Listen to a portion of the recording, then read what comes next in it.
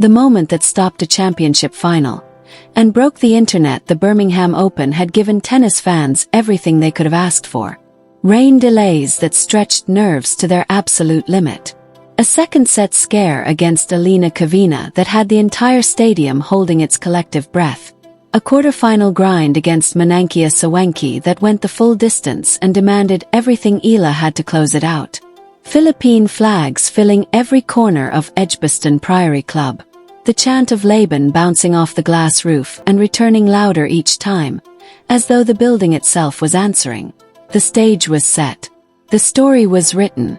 Two players walking out for a final that promised to be exactly what the week had been building toward. A genuine hard-fought championship match between two of the most compelling young players on the grass court circuit. Nobody, not the commentators, not the cameras, not the 25,000 fans packed into center court, not the security team that was about to have the most memorable shift of their careers, had any idea what was coming. And then, at 6:15 p.m. on a Saturday evening in Birmingham, England, reality added a scene that no scriptwriter would have dared include. Within hours, the footage had been watched by millions of people who had never seen a single point of the tournament, and who could not stop sharing what they had just witnessed. This is what happened.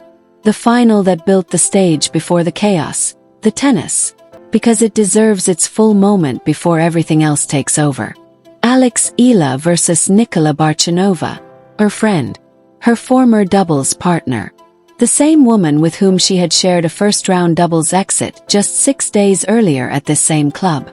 The particular cruelty and beauty of that matchup was not lost on anyone inside the stadium.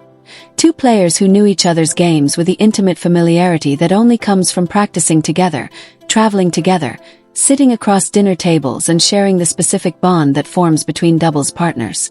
And now, on opposite ends of the same net, trying to end each other's afternoon. The opening set was fought with the kind of intensity that two players who know each other too well tend to produce. Breaks traded. Neither able to establish separation. The chemistry from their doubles partnership visible in every extended rally. Each player reading the other just slightly too well for comfortable margins to develop. At 5-5, Barčanová found her moment. Broke for 6-5 and held serve to take the set 7-5. The Philippine flags that had been waving with absolute certainty went briefly, unnervingly still. The second set began even worse. Barčanová broke immediately in the opening game. The Czech coach leaned forward in his chair. Around the stadium, the flags dropped further. The chants thinned to anxious quiet. Ila had been in this place before. Down 2-5 against Kavina in the second round. Down 0-2 in this very final. Same response both times. Not panic, not an overhaul of everything she had been doing, just a return to the tennis that had carried her to this moment. She broke back immediately, leveled at 1-1, then surged from 2-2 to close the second set 6-3. Flags rose. Chants returned. Third set.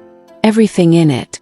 Ila's serve, historically a point of vulnerability, transformed under the championship lights into something almost aggressive. She held against double break points at 1-2.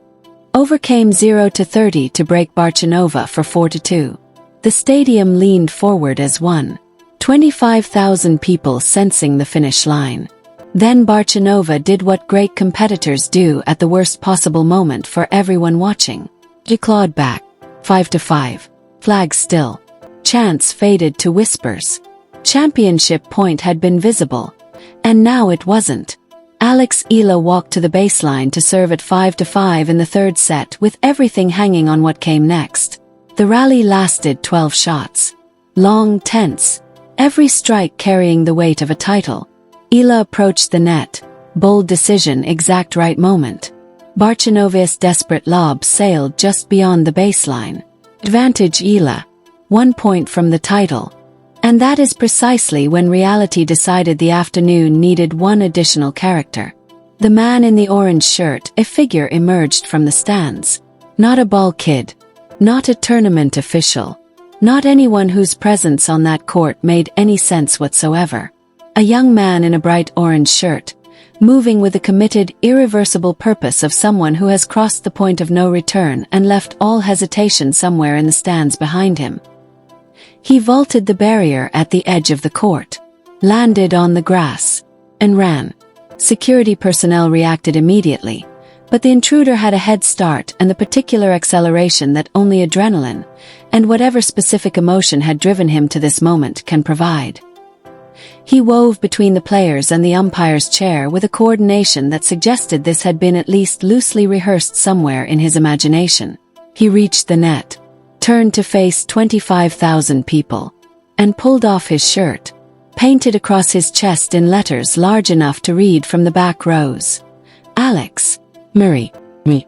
The silence, then the eruption, one full, suspended, completely surreal second of absolute silence. 25,000 people receiving the same information at the same moment, and needing a shared instant to process it before any individual response became possible. Then the security guards tackled him to the grass, and Edgbaston Priory Club erupted. Not in the tense, urgent commotion of a genuine security threat. Not in the worried energy of a crowd fearing someone might be hurt. In laughter, full, uncontrollable tears at the corner's laughter, the kind that only arrives when reality has so completely exceeded the range of anything you were prepared for. That surrender is the only available response. Barchanova, across the net, doubled over. Both hands on her knees, shoulders shaking, completely and helplessly gone.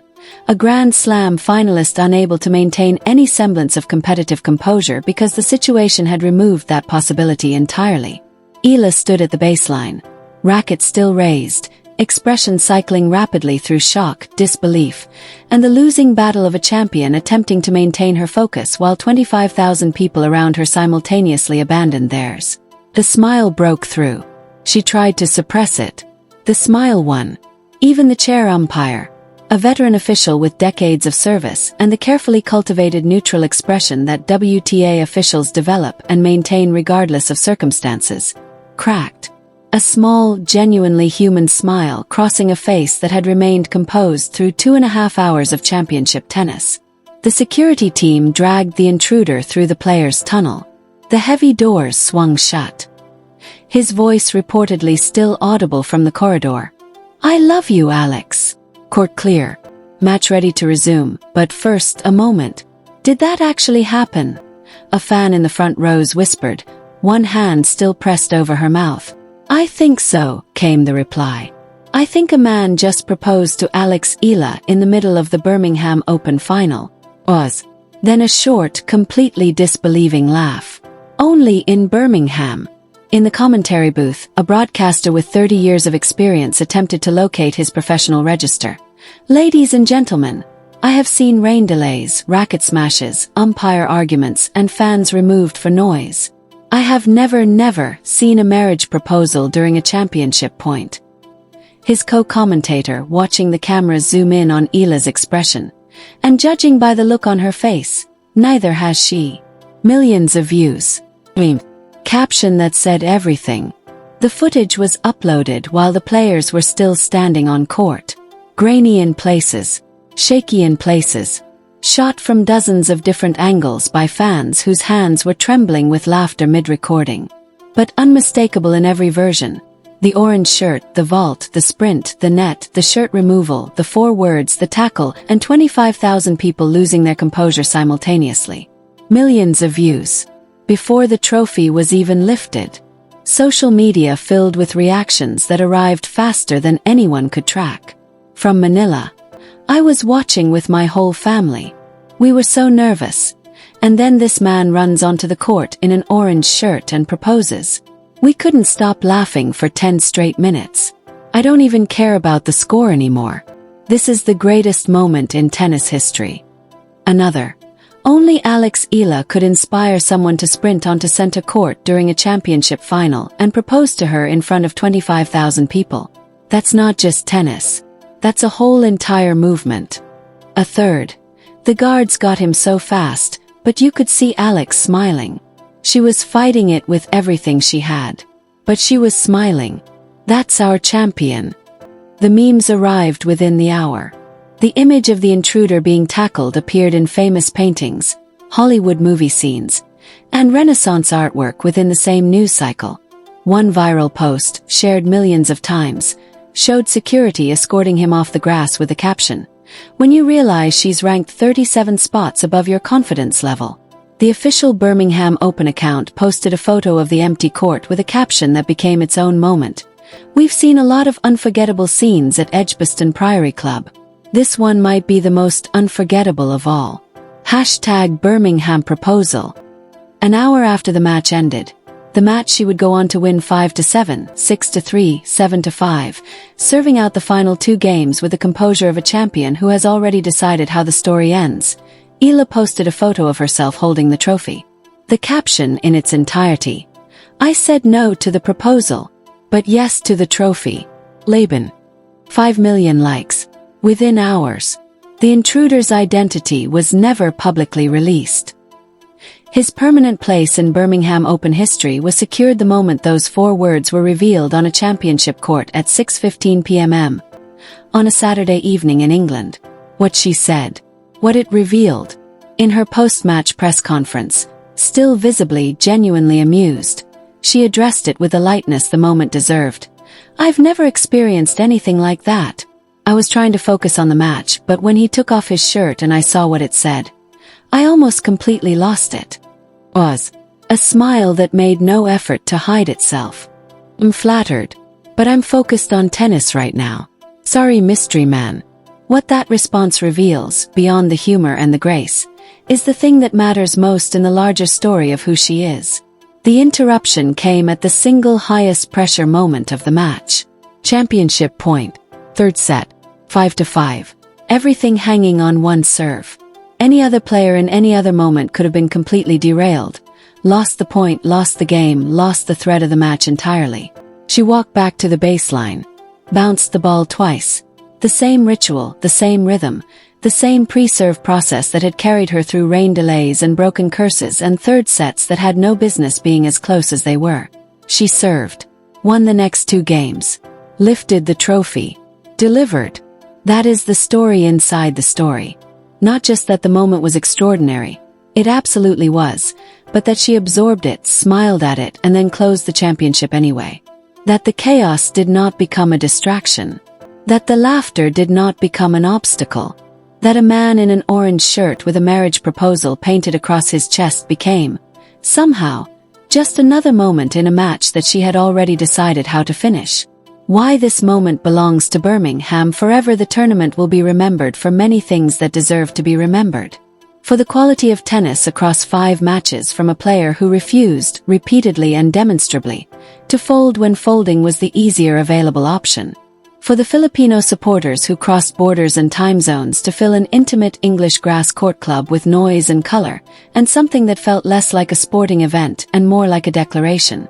For the broken Czech player curse. For the 3rd set.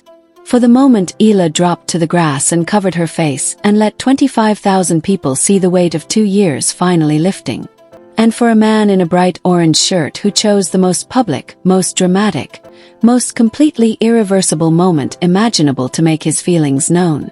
In its own entirely unplanned, utterly unrepeatable way. That moment captured something true about what sport at its best actually is. Not just the scores and the rankings and the tactical breakdowns and the points tables. The human element. The unpredictability. The absolute impossibility of scripting what actually happens when real people come together in a stadium and something genuine unfolds in front of them. Alex Ela gave Birmingham a grass court champion. A man in an orange shirt gave it something it will be telling stories about for decades.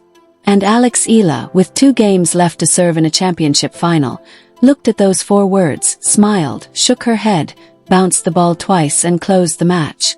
Laban always. Mystery man. Next time wait until after the final point.